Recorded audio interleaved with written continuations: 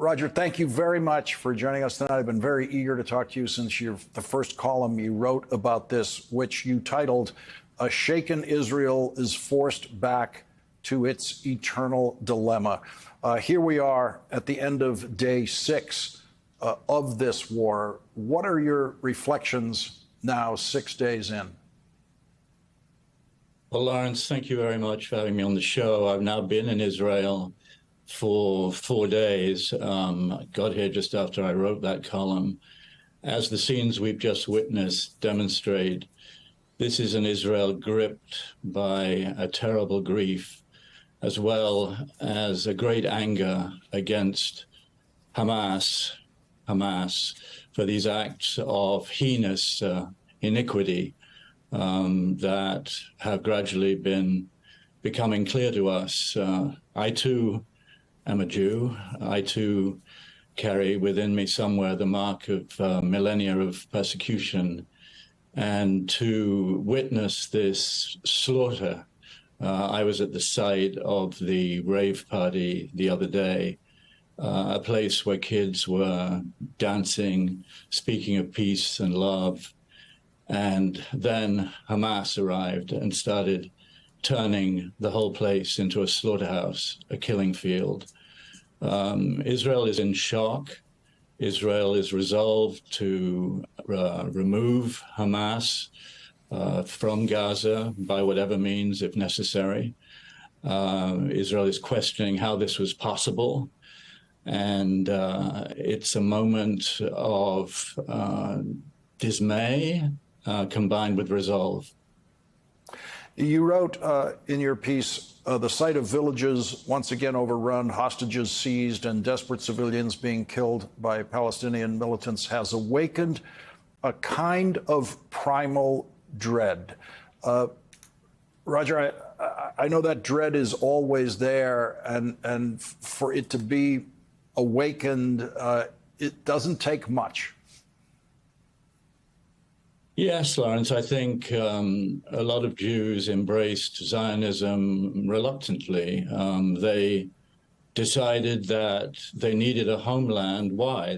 Because it had been demonstrated to them that ultimately acceptance in any number of European states and other states around the world was always something fragile and something that could lead, as it did, in the 20th century to the Holocaust. And it was after that, in 1947, with the UN resolution establishing the State of Israel, that Jews achieved the goal of a homeland where they thought they could make themselves safe, and believed that at some point some kind of two-state peace would be possible with the Palestinians.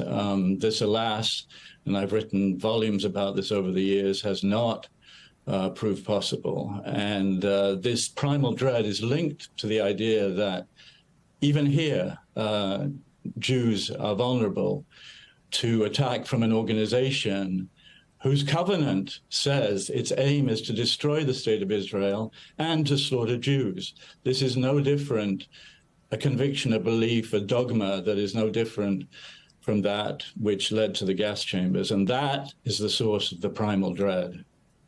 You're in Tel Aviv, a city which on most days is as vibrant a commercial city and in a beach city as exists in the world. Most of the days you could spend there thinking you were in any other vibrant commercial city that is never threatened.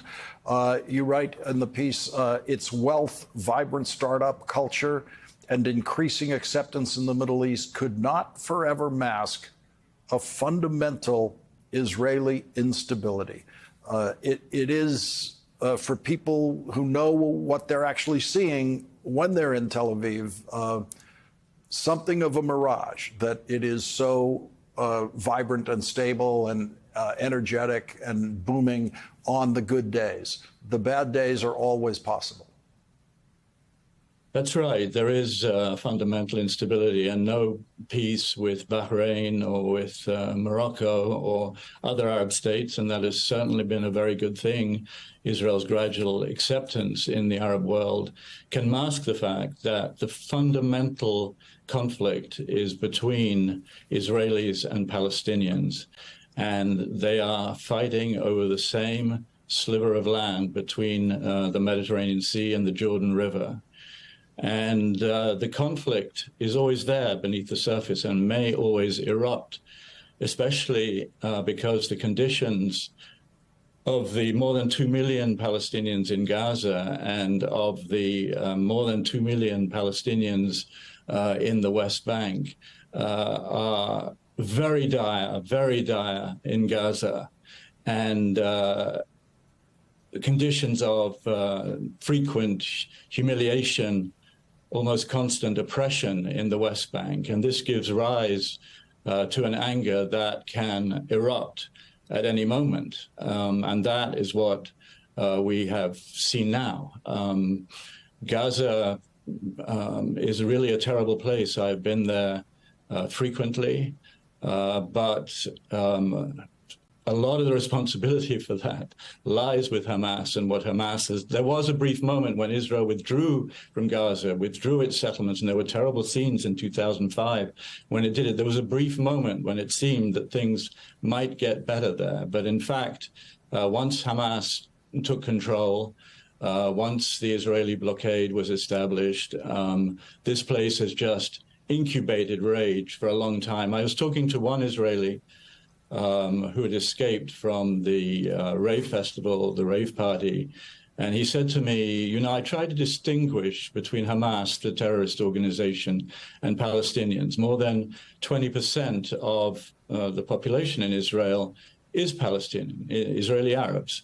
And when I think about the people who did this, the people who came and slaughtered defenseless civilians on a massive scale, I think to myself, these must be people who have given up hope for their own lives. They can't believe there is anything in their life that gives them hope to embark on such a rampage of slaughter.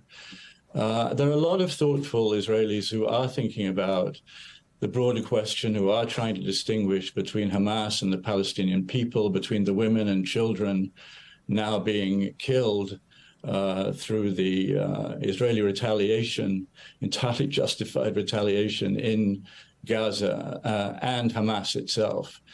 But in a place where everyone is packed so closely together, how you avoid the kinds of war crimes that President Biden urged Israel to do its best to try to avoid, to try to adhere to the rules of war. It's very, very, very difficult, not to say near impossible.